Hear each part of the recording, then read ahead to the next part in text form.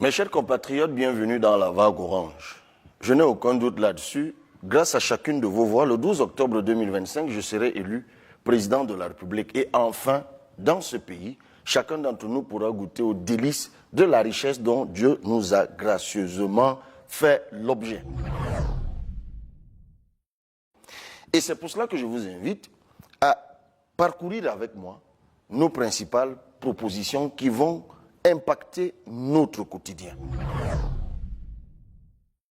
Déjà, priorité à l'école. Nous allons offrir à chaque élève dans ce pays un chèque scolarité de 10 000 francs CFA. Et à chaque étudiant, nous octroierons 25 000 francs CFA de chèque études. Il y aura aussi une bourse de 50 000 francs que nous allons accorder aux 10 000 meilleurs élèves chaque année. L'enseignant n'est pas un reste. C'est le souffre-douleur du système éducatif. Plus jamais on entendra parler dans ce pays d'un enseignant qui sort de l'école et qui n'a pas son salaire parce que de toute façon sa prime lui sera accordée depuis sa formation. Nous octroierons également des primes d'encouragement liées à l'éloignement. Et puis, ça a même partie liée avec la lutte contre la corruption. Il faut un véritable profil de carrière pour les enseignants dans ce pays. C'est pour cela que nous allons réviser le statut de l'enseignant pour lui accorder la possibilité d'évoluer de façon lisible dans sa carrière tant qu'il en aura le mérite. En ce qui concerne les communes, en urgence, nous allons octroyer 2 milliards de francs CFA à chaque commune du Cameroun pour gérer 4 trains d'urgence, les routes, les hôpitaux, les écoles et la production agroalimentaire. Quant aux agriculteurs, ils ne sont pas justement un reste. Nous allons octroyer à chaque commune, au profit des agriculteurs, un camion 4x4 pour le transport des vivres, donc pour desservir les villages. Nous allons démocratiser l'engrais. Nous allons permettre aux agriculteurs d'accéder au crédit. En ce qui concerne l'entreprise, nous allons dans ce pays permettre à l'entreprise enfin de créer de la richesse. Déjà, 35% de la commande publique sera exclusivement accordée aux entreprises locales, notamment en ce qui concerne le mobilier de l'administration. Un peu comme avec l'agriculteur, nous allons créer les conditions d'accès au crédit en mettant sur place la Banque de l'investissement et de l'innovation.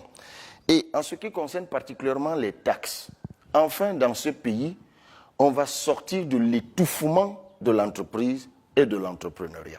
Grâce à un instrument que nous allons mettre en place, que nous appelons le SIGIFT, le système informatique de gestion intégrée de la fiscalité et des transactions économiques, nous aurons une claire lisibilité de l'activité économique au Cameroun, ce qui permettra, par exemple, de revoir la quantification de notre PIB, qui est notre PIB, notre richesse nationale, qui est aujourd'hui estimée à 25 000 milliards, oubliant qu'en fait, on ne comptabilise là que 10% de l'activité économique au Cameroun, puisque plus de 80% de l'activité économique est dans le secteur informel. Nous nous permettrons donc de faire passer le budget du Cameroun de un peu moins de 8 000 milliards, comme c'est le cas actuellement, à plus de 15 000 milliards, comme c'est le cas dans un pays de même niveau de développement qu'est la Côte d'Ivoire. Et c'est pour cela que nous nous permettrons de baisser l'impôt sur les sociétés pour les entreprises, notamment du réel. La première catégorie qui est comprise entre 50 millions de chiffres d'affaires à 3 milliards, actuellement c'est à 28%, nous allons baisser cela à 20%, centimes additionnels communaux compris. Et pour les entreprises dont le chiffre d'affaires va au-delà de 3 milliards, nous allons également stabiliser l'impôt sur les sociétés à 20%, centimes additionnels compris. Nous allons créer de la richesse. Chaque Camerounais va goûter aux délices de cette richesse. C'est d'ailleurs pour ça que nous pouvons même nous permettre de supprimer un impôt comme l'IRCM, qui est l'impôt sur le revenu des capitaux mobiliers, pour permettre, comme nous l'avons dit tout à l'heure, à l'entreprise de créer de la richesse et de pousser les gens à prendre des parts dans des entreprises.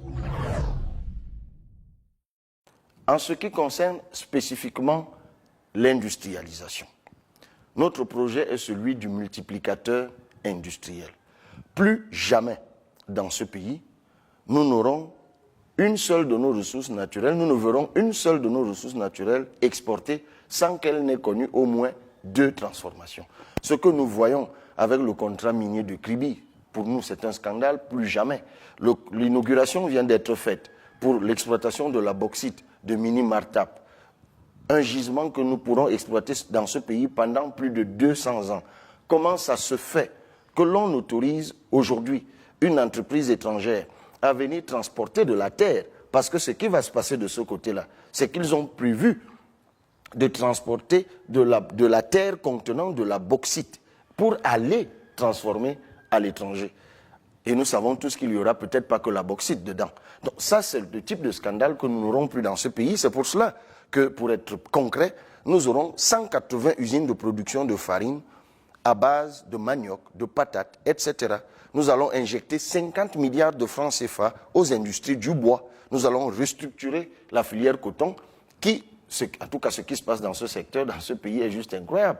95% du coton camerounais est exporté à l'état brut, alors qu'une entreprise comme la SICAM est en train de mourir.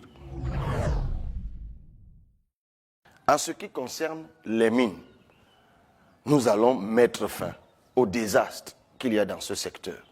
Cela est d'autant plus important que notre nouvelle politique monétaire est liée à cela.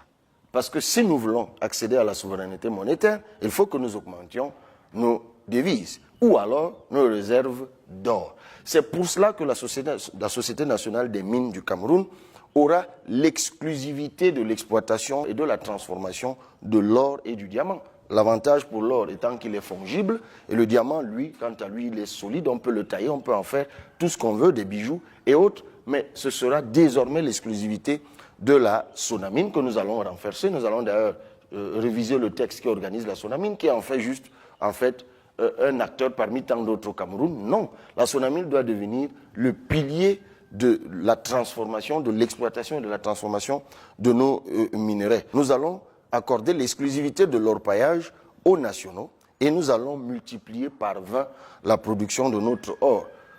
Ce qui s'est passé il y a 1 an, où pendant que le Cameroun annonçait qu'il avait exporté vers les Émirats arabes unis 5 kilos d'or, les Émirats arabes unis nous disaient qu'ils en avaient acheté plusieurs centaines de kilos. Et lorsque nous avons soulevé la question à l'Assemblée nationale, on nous a dit qu'il fallait faire la différence entre l'origine et la provenance. Tout cela, en fait, c'est du verbiage pour essayer de maquiller les scandales financiers qu'il y a derrière nos minerais.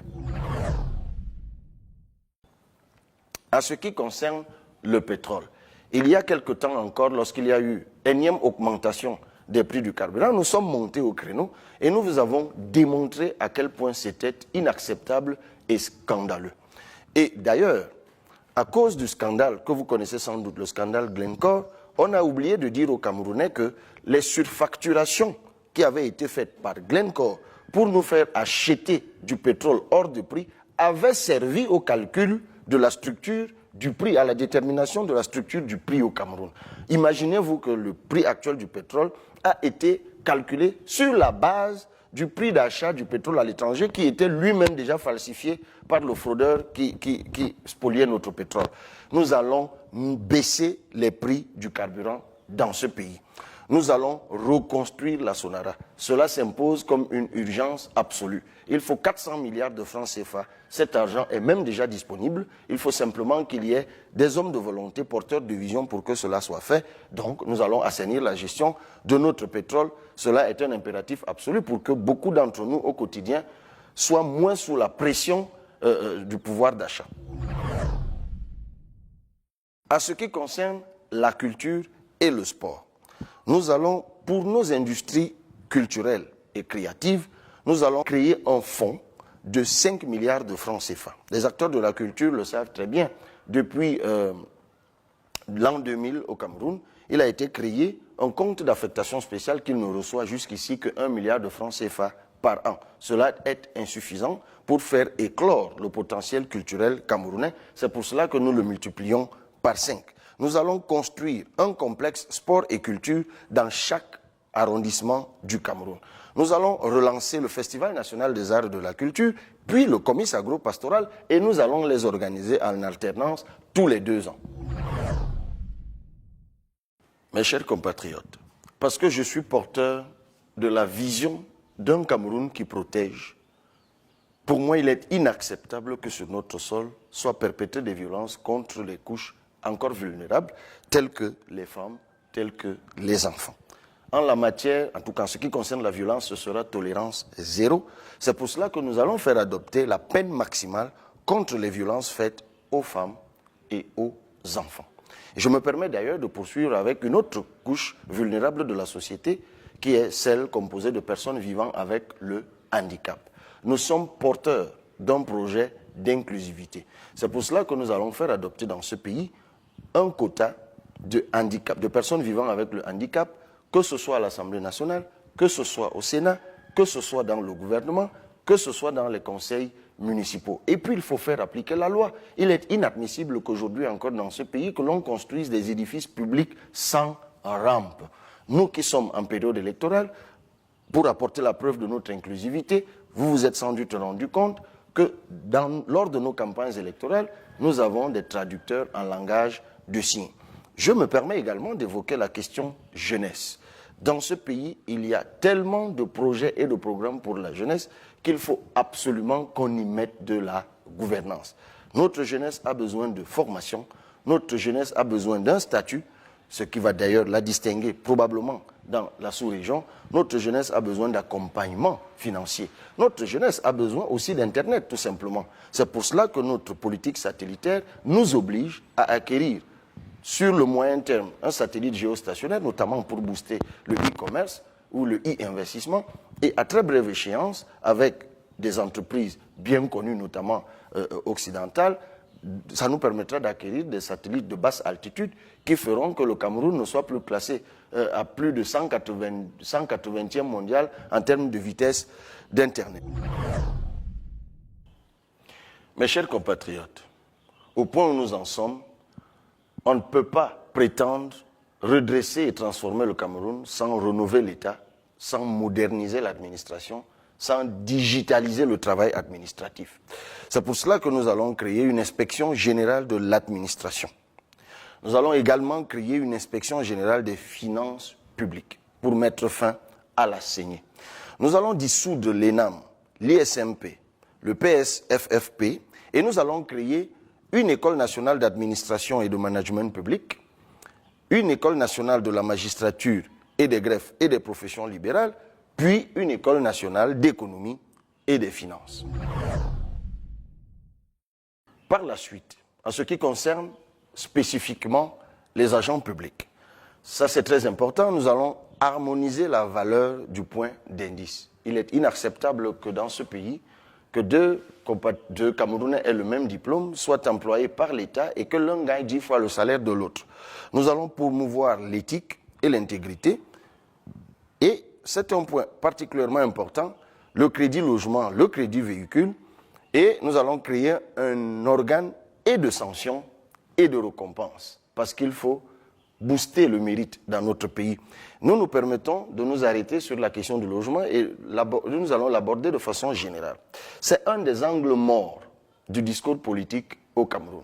C'est pour cela que nous allons nous permettre, par exemple, de plafonner le nombre de mois d'avance de loyer au Cameroun à 3 mois. Nous allons plafonner le nombre de mois de caution au Cameroun à 2 mois. Nous allons permettre aussi aux bailleurs, parce que l'objectif n'est pas de spolier les bailleurs, d'être dispensés désormais des droits d'enregistrement. N'oubliez pas que nous avons dit que notre projet économique, c'est de faire en sorte que chaque Camerounais puisse goûter aux délices de la richesse de ce pays.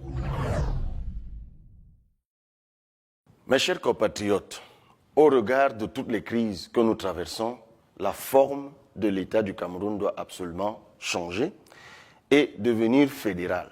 Parce que nous sommes un pays de diversité et tous les pays de diversité à leur naissance ont emprunté la voie du fédéralisme parce que c'est elle qui donne les clés d'organisation de la diversité dans un espace territorial partagé. C'est pour cela que dans notre pays, nous aurons principalement 2 circonscriptions. Nous aurons la commune, puis nous aurons la région qui, elle, sera constitutive d'un ensemble de communes. Et puisque ces communes seront affinitaires historiquement, anthropologiquement et sociologiquement, la région qui va donc rassembler un certain nombre de ces communes sera appelée région communautaire autonomes. Nous en aurons donc au Cameroun désormais 25. Nous pouvons vous donner quelques exemples. La région du Noun, la région du Mbam, la région Sawa, la région Kani et Danaï. Et désormais, les autorités de l'administration, notamment les sous-préfets d'arrondissement et les préfets de région, auront suffisamment de moyens pour jouer le rôle de présence de l'État et le rôle de régulation de l'administration. En ce qui concerne la démocratie et les élections, nous allons instaurer au Cameroun un bulletin de vote unique, nous aurons un scrutin à 2 tours, nous aurons enfin la biométrie intégrale et nous allons réviser le code électoral. Nous ne pouvons absolument pas prétendre redresser le Cameroun sans apporter des réformes en matière de gouvernance et de finances publiques. Nous allons donc éradiquer la corruption dans ce pays. Et pour éradiquer la corruption, nos propositions sont simples.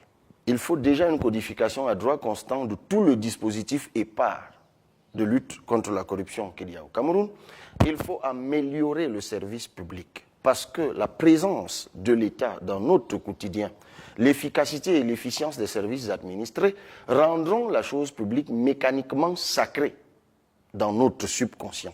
Parce que, hélas, c'est parce que beaucoup de Camerounais parfois se sentent délaissés qu'ils se disent qu'il faut piquer dans la caisse publique pour se mettre en sécurité. Et puis les agents publics, nous les avons évoqués dans d'autres présentations, ne sont pas en reste. Il faut enfin dans ce pays un véritable profil de carrière pour que l'agent public ne se sente pas obligé pour se mettre à l'abri du besoin dans ses vieux jours de piquer dans les caisses publiques. Il faut bien que le mérite ait sa place et que l'agent public sache que par le travail, par le mérite, il aura une promotion qui lui permettra d'accéder à un niveau de bien-être social, en tout cas celui qu'il souhaite.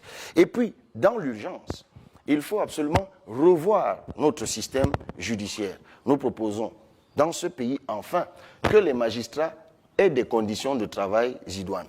Il faut déjà faire respecter la loi en vigueur en la matière qui règle le problème de la proximité de la justice en permettant que dans chacune de nos communes, il y ait un tribunal.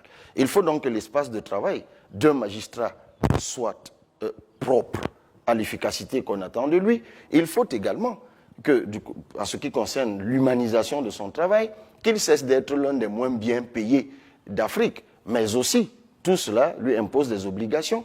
Il va bien falloir qu'il intègre que rendre justice, c'est véritablement dire le droit. C'est pour cela que nous allons mettre en place dans ce pays un observatoire de la justice, puisque de toute façon, derrière, nous aurons mis en place 3 ordres juridictionnels, l'ordre judiciaire, l'ordre administratif, l'ordre des comptes, qui auront d'ailleurs chacun un conseil supérieur de la magistrature, dont la composition sera paritaire, puisqu'il y aura des membres désignés par leur père, des membres désignés par le Parlement, des membres désignés par le pouvoir exécutif. Et nous n'oublions pas le secteur pénitentiaire, qui est parfois un angle mort du système judiciaire, en humanisant non seulement les conditions d'incarcération des délinquants, mais les conditions de travail des gardiens de prison. Et puis les auxiliaires de la justice ne sont pas en reste, avec l'École nationale des professions de la justice. Enfin, dans ce pays, on saura comment on fait pour être avocat, comment on fait pour être notaire, comment on fait pour être huissier, et il y aura des accompagnements pour ceux qui auront été formés, puisque ce sont des professions libérales, pour qu'ils puissent rentrer dans le champ du travail. Et ça, c'est ce que nous appelons la manne opportune. Vous le savez sans doute, et c'est clair devant vous, que Glencore, à l'issue du contentieux douanier qu'il y a eu au Cameroun il y a 1 an, a été condamné à nous payer, à nous, les citoyens camerounais, pour nous avoir volé notre pétrole de 2006 à 2016, 711 milliards de francs CFA de principal et 10 419 milliards de francs CFA au titre des amendes. Depuis 1 an que ce PV a été rendu public, et alors que Glencore disposait de 8 jours pour le contester et ne l'a pas fait, grâce à la ratification de la Convention de Mérida, qui est la Convention des Nations Unies de lutte contre la corruption, l'État du Cameroun peut se permettre de sceller et de saisir les comptes de cette entreprise où que ce soit dans le monde. Cela n'a pas été fait jusqu'ici parce que certains fonctionnaires se sont fait soudoyer pour bloquer le dossier. Eh bien nous allons commencer par là. Nous devons recouvrer cet argent pour que vous, chers compatriotes, comme nous l'avons eu de cesse de le dire, vous goûtiez aux délices de la richesse de ce pays qui est prise entre quelques mains. Et puis, chers compatriotes, voici le bulletin de la vague orange. Donnons-nous rendez-vous pour une victoire certaine au soir du 12 octobre 2025. Ne l'oubliez pas. Et nous pouvons gagner, mais eux, grâce à la sophistication de la fraude, ils peuvent essayer de nous voler notre victoire. Votons massivement le 12 octobre 2025 et surtout, c'est une question d'engagement individuel, soyons présents dans les bureaux de vote de 8h à 18h pour que nous bloquions la fraude. Nous devons surveiller nos votes. Plusieurs initiatives sont en cours. Il y en a que nous avons nous-mêmes mises en place dans notre site internet www.cabral2025.cm. Il y a d'autres initiatives de la société civile. Joignez-vous à cette mouvance de la surveillance du vote pour que votre volonté exprimée par les urnes soit celle qui sera proclamée au Cameroun après l'élection du 12 octobre 2025. Merci à tous.